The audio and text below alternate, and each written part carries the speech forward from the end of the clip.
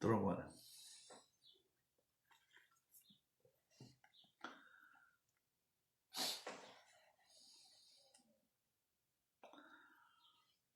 Olha, Morgana, Amanda, pontuais, hein? Eu também sou, né? A Stephanie, a Carmen, a Alan Quasque aí também. Beleza? Olha como mudou a paisagem, né? Menos de 12 horas eu estava no outro ambiente. E agora dá para ver essa natureza. O tempo está nublado, mas está frio. Olha, está aqui 8 graus. Há pouco, né? Agora já deve estar uns 10. E daqui um pouco, meio-dia vai estar em 16 graus. Mas esta é a fidelidade de Deus, a fidelidade na ordem das coisas que Deus criou. Podemos observar as estações que Deus criou, como elas obedecem a Deus. E quando Deus criou o céu, a terra, tudo, ele apenas disse que era bom.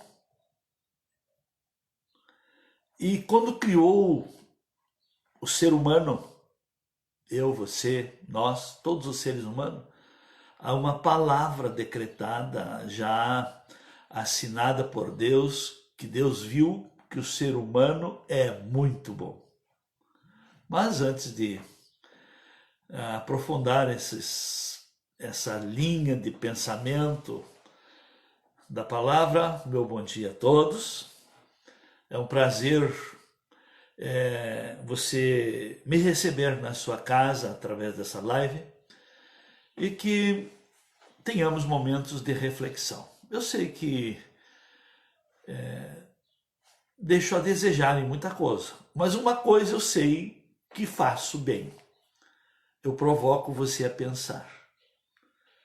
E é justamente como eu tenho a minha maneira de ser muito natural, e não adianta nós querer o sobrenatural se nós não valorizarmos o natural. Eu sou quase que naturalista no sentido de praticidade, de origens, de começos e de coisas sem estarem sendo alteradas, maquiadas. Eu prefiro o simples, mas porém verdadeiro, do que belezas, fantasias e tanta ilusão que se vai ver não se aproveita para nada. Então vamos valorizar as coisas na sua originalidade. Então, queridos, eu provoco as pessoas a pensar. Por quê? Porque o pensamento é a vertente para a sua vida. Tudo nasce no pensamento. E quando a pessoa aprende a pensar, que ela sabe que está na linha do pensamento, o planejamento da vida dela, a maneira de olhar para a vida e como também começar a discernir, é o pensamento, a vertente, nasce ali do pensamento. No pensamento vem ideias. Aí o pensamento, depois de uma ideia que o pensamento te montou, te construiu, o pensamento também te leva a desejar alguma coisa, a imaginar alguma coisa, a sonhar alguma coisa. E aí então vai se construindo uma ideia. Pô, essa ideia é boa. Mas vamos ver então, vamos transformar num conceito. Porque de ideias, todo mundo tem ideia para isso, ideia para aquilo, mas as ideias têm que serem também transformadas em conceito. Essa ideia está certa? Vai dar certo? Essa ideia está bem planejada? Tem começo, meio, fim? Essa ideia é possível de transformar em realidade? Então a ideia transforma conceito. Bom, eu já tenho um conceito. Conceito. Essa minha ideia foi avaliada, foi examinada e também foi esquadrinhada, foi considerada. Então agora, como é um conceito, então é um conceito que tem fundo de verdade, credibilidade, confiabilidade, importância. Então agora vai para o laboratório da prática. Nasceu como? Qual que é a prática que o ser humano se determina, se envolve, se exercita? Nasceu do quê? De um pensamento. Deus nos criou seres pensantes. Deus nos criou com inteligência, com sabedoria, com raciocínio, com senso do bem, capacidade para desenvolver conhecimento. Então aí que está. Aí vamos continuando essa linha. Aí precisa então, depois de ter o conceito montado, construído, nós vamos para o laboratório da prática. Opa! Tem fundamento. Dá para materializar. Pode sim se materializar um pensamento, desde que você trabalhe nele e construa uma ideia, e essa ideia forme o conceito. O conceito, então, é o plano. Aí está, aí vai, os conceitos se catalisam, se catalogam. Vamos catalogar o conceito, vamos escrever, vamos fazer dele agora uma regra. Vamos fazer dele um projeto. Vamos fazer dele uma orientação, um material agora que pode ser e pode se ter como manual, como um mapa que instrui, que leva e que ajuda. Aí se leva para a prática, né? E a prática, se você fizer uma vez, opa, dá certo. Mas não adianta ter um bom pensamento, construir uma boa ideia, transformar num lindo conceito e ter um experimento e ficar por isso. Isso não muda nada. Isso apenas se vende, se faz uma propaganda, é que nem fazer propaganda de um produto que não existe no mercado. Assim é a vida de muita gente. Se a gente pensa, ouve o que eles falam, o que eles pensam, o que eles têm de conceito, mas vai ver, não existe aquela vida. Não existe uma vida com as práticas da linguagem que tem. Não existe em prática aquilo que falam. Pois é. Mas tem coisa interessante nisso, é só dar continuidade. Então vamos dar continuidade. Se você está gostando, clique aí e convide mais alguém. Convide mais alguém, mesmo que perca, já tenha perdido alguma parte, mas vai permanecer aí no Instagram em 24 horas. Então vamos deixarmos de sermos egoístas. Estou passando instrução que o Espírito de Deus está me dando para ajudar a sua vida. Pois é, mas vamos corrigir alguma coisinha aí. Então, para nós realmente transformar resultados ou criar resultados, não é o simples ter um bom pensamento, ter uma boa ideia, ter bons conceitos e já ter experimentado alguma coisa. O que faz a mudança é aquilo que se perpetua, aquilo que se dá continuidade. Então, aquilo que é bom, aquilo que deu certo, aquilo que você comprovou que é verdadeiro, proveitoso, então pratique. e uma prática continuada.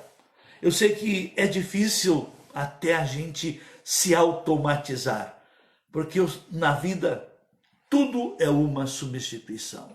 Olha, para mim não foi fácil mudar a minha maneira de ver e a minha maneira de pensar. Porque a minha maneira de pensar era muito ligada à maneira de ver. Hoje, a minha maneira também de pensar está ligada à maneira de ouvir. Porque eu aprendi que a fé vem pelo ouvir, e ouvir a palavra. Eu aprendi a ouvir para examinar. Tem fundamento? Não tem? Eu não me iludo por visão. Porque o mundo virtual, ou uma visão é uma imagem virtual. E o que é virtual não se torna real. Por exemplo, eu não tomei meu café hoje ainda e já estou com fome. E não adianta eu agora ir examinar ali o Masterchef aí, o que tem de bom aí, e não vai resolver meu problema. Coisas virtuais não resolvem problemas materiais. O virtual apenas lhe inspira a você ser prático. O virtual deve lhe inspirar a você a aprender e querer estar do outro lado. Querer você ser a imagem, não se alimentar apenas de imagem. E os resultados na sua vida criam a imagem para outros querer ser como você é, ter o que você tem. Saber o que você sabe, fazer o que você faz. Muitas vezes nós nos iludimos com imagens, muita coisa da mídia, com muita coisa virtual, mas não sabe se é real, se aquilo existe ou existe a prática real dessas coisas. Então, o que torna real na nossa vida, minha gente, é a prática continuada, que chama-se hábito.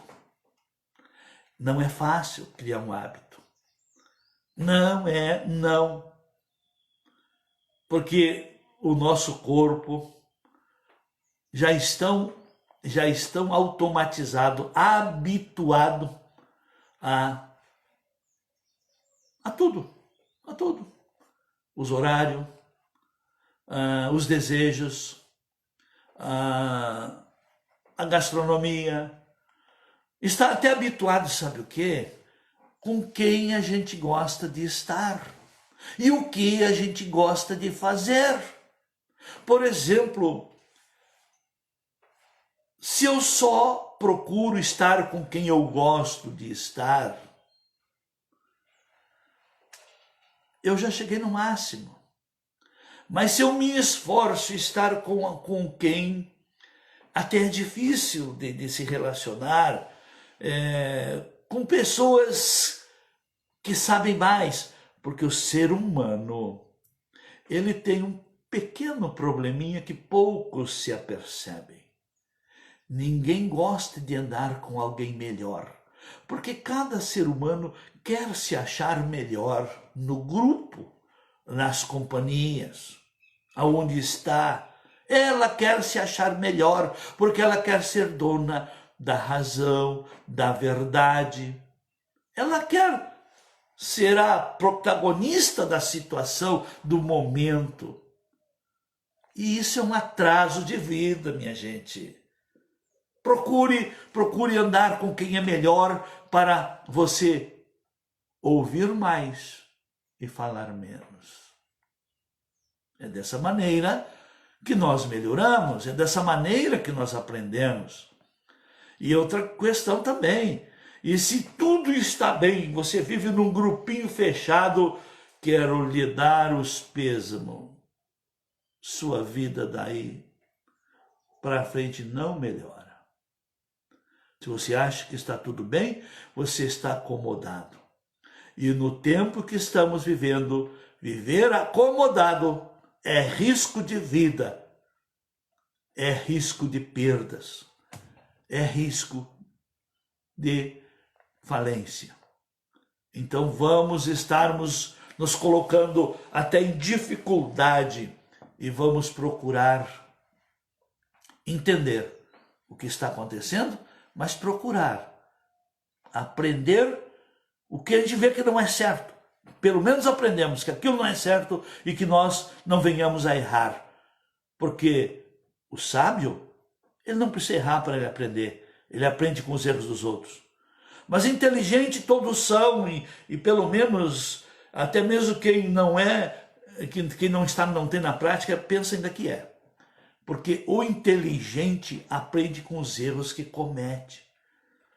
Eu era inteligente e estou procurando sabedoria porque eu não preciso errar o que alguém já errou.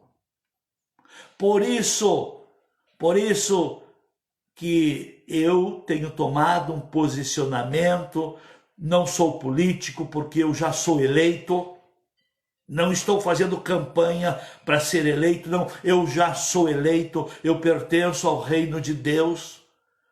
E assim como eu sou eleito por Deus para cumprir um propósito aqui na terra, eu trabalho na política do reino, para que você seja eleito, filho de Deus, eleito, um chamado, e que você descubra o seu desígnio, porque o desígnio que está dentro de você precisa sair de dentro de você para você cumprir a sua missão. Nós somos eleitos para um propósito, para servirmos a Deus, para, através de nós, o governo de Deus, o reino de Deus, estar em atividade aqui na terra. Então, queridos, não é fácil criar essa cultura. Nós só trazemos a cultura do reino quando nós criamos hábitos de práticas verdadeiras, hábitos de obediência à palavra, hábitos do cuidar da vida espiritual, um dia sim e outro também. Quando nós temos como hábito cuidar da vida espiritual, nós estamos nos automatizando o governo de Deus através do nosso espírito. E quando o espírito do homem está ressurreto e vive em comunhão com o Espírito de Deus, ele domina instinto, domina desejos, domina o mal. Ele domina e não é dominado. Ele sabe discernir entre o bem e o mal. Ele tem ouvidos também para ouvir o que o Espírito diz à igreja. Eu já passei por muitas crises. Lembro-me em 86 que foi uma crise tremenda, que saquearam, o governo bloqueou e tirou, pegou todos os dinheiros de depósito em conta, não só as poupanças, mas tudo que estava em conta corrente ficou bloqueado e foi mudado o nome da moeda de cruzado para cruzeiro. E só podia usar os cruzados bloqueados quando se tinha dívida em cruzado. Mas quem naquele tempo não tinha, que achou que só trabalhar com moeda, só com dinheiro, só com aplicações, tinha naquele tempo o overnight. Então vendiam e aplicavam o dinheiro porque o juro era tremendo, a inflação era alta, era acima de 40% ao mês. Então, o que eu quero lhe dizer? Que quem tem o Espírito de Deus ouve o que o Espírito diz à igreja. E o Espírito de Deus me falou, não deixe dinheiro no banco porque será confiscado. Você tem ouvido o que eu tenho pregado de alguns anos para cá? Eu não tenho até confrontado e afrontado até o comportamento da maioria dos cristãos? Que esquerdismo com salvação não dá certo? Qual é a situação do Brasil hoje? É o vírus ou é o esquerdismo? O vírus já teve um igualzinho e não houve toque de recolher, não houve quarentena, não houve isolamento social, não houve esse isolamento, não houve essa situação. Por que agora estão usando isso aí tudo? Expliquem. É porque é o esquerdismo que quer retomar o governo. É o esquerdismo que não quer cristianismo no governo. É o esquerdismo que não quer que se volte aos valores da família. É o esquerdismo que não quer liberdade cristã. É o esquerdismo que quer fechar as igrejas. O diabo não é burro. Ele tem experiência milenar. Ele sabe em que nível estão os cristãos. Nível de conhecimento, nível de comprometimento, nível de fidelidade a Deus. O diabo sabe disso. E o diabo sabe que se tirar o expediente de culto, porque a maioria não tem hábito de ler a Bíblia todos os dias, não tem hábito de meditar na palavra todos os dias, não tem hábito de ele sozinho buscar e se alimentar e cuidar da sua vida espiritual. A maioria dos que se dizem cristão são cristãos de igreja apenas, porque vão lá uma vez por semana, ouvem a pregação e lá louvam, e lá então oram, choram e se consertam dos erros que cometeram na semana e voltam, e continua um religiosismo. O diabo sabe disso tudo. E que se tirar o expediente e a liberdade de comunhão na igreja, ele ganha mais uma parcela. Ganha mais uma parcela para achar que comunismo, achar que mamar no governo. Olha, quero dizer para todos aqui, estão vendendo isso aí, cobrando do governo esse socorro, essa ajuda, além da Bolsa Família, agora tem essas ajudas aí. Agora eu pergunto, aonde o comunismo manda, que já dominou, alguém ganha lá sem trabalhar? Examinem isso. Examinem isso. Porque a verdade, o diabo nunca permite que chegue aos ouvidos daqueles que ele quer manipular. Vamos nos acordar, meus irmãos. Vamos nos acordar. Vamos começar lá, limpando a fonte, o pensamento. O pensamento. Paulo ensina a cuidar disso. Até tem um texto que eu não pensei nele antes e me vem agora, e eu quero... Vamos compartilhar, ainda dá tempo. Lá em 2 Coríntios, capítulo 10, versículo 3 a seguir.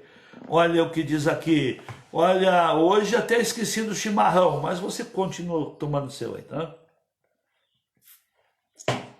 Me senti inspirado aí, e tinha até uma linha que eu ia falar, e Deus, comecei a bater papo, e eu tenho que falar o que o Espírito me dá, porque é o Espírito que sabe quem está me assistindo. É o Espírito. O Espírito de Deus é onisciente. Ele sabe da sua situação, ele sabe das suas crises, das suas dúvidas, das suas dificuldades. Ele sabe da sua fragilidade e até dos enganos que você vive.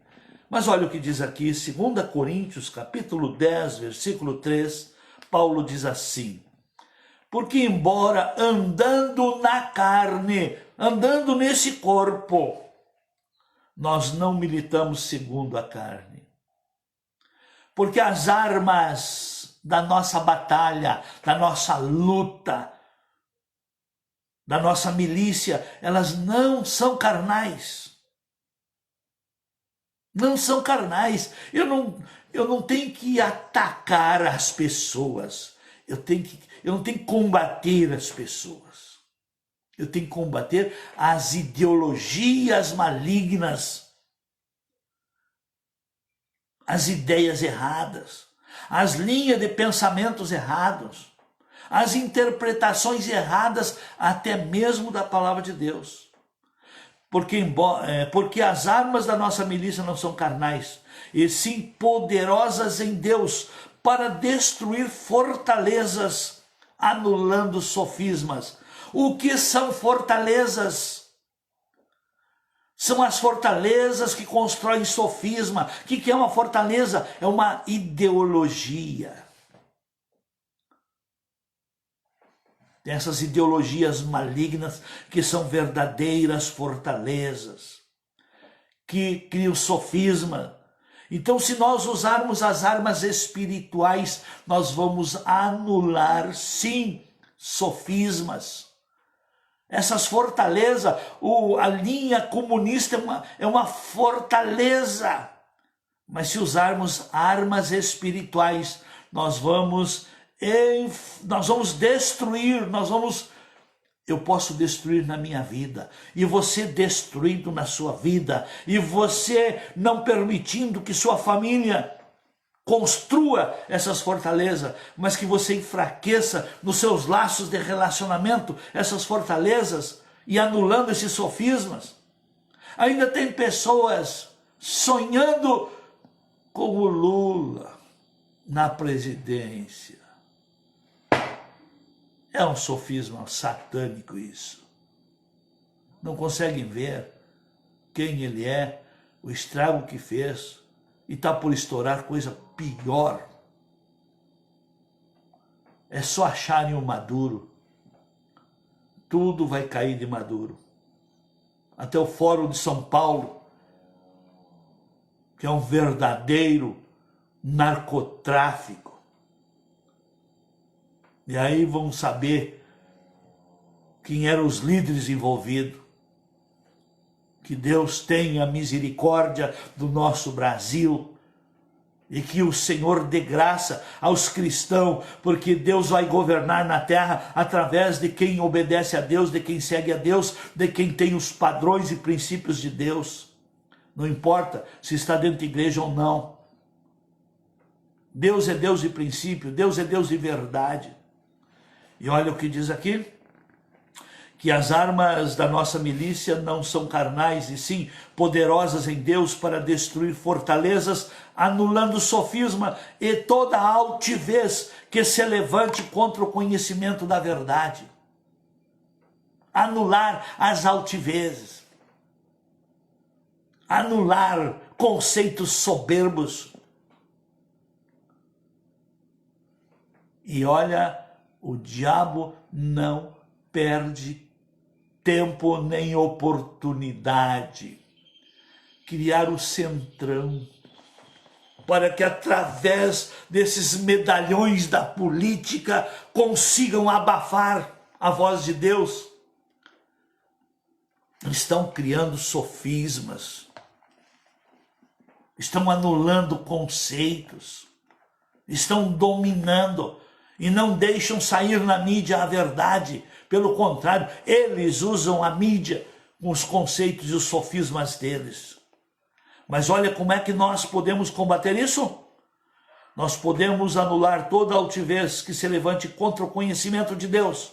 Como que eu posso fazer parte desta batalha?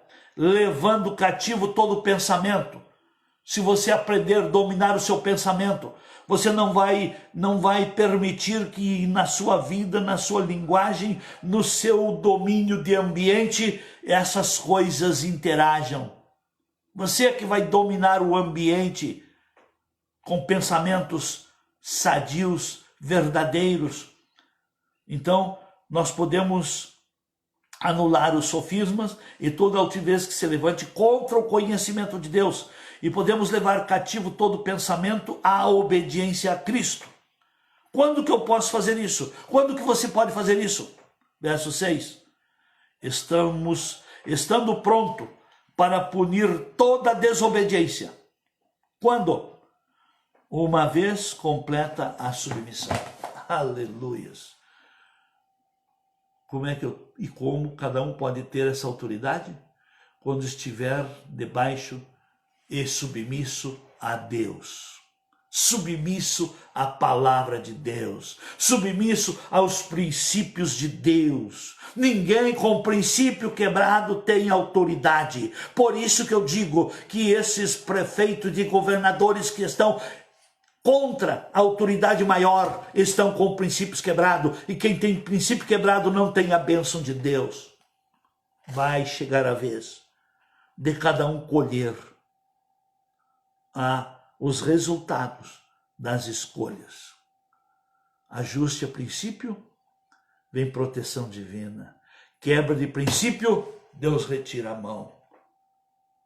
Deus estará retirando a mão, sim, de todo aquele que quer destruir o governo que Deus tem levantado para salvar a família brasileira.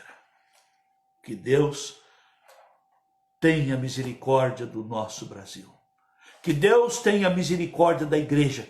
Que a igreja rompa com essa linha esquerdista que fortaleceu essas ideologias malignas. Ao ponto dessas ideologias malignas estarem agora com medidas reprimindo a fé, a liberdade cristã, o direito de culto que é constitucional. É uma calamidade. Calamidade é o estado espiritual de uma pessoa que vive sem Deus. Deus abençoe. Até amanhã, nesse horário, assim Deus o permitir. Foi um prazer ter a sua atenção. Mas já pode, se gostou, fale para seus amigos. Se não gostou, passe para os seus inimigos. Mas não vão ficar calados. Amém.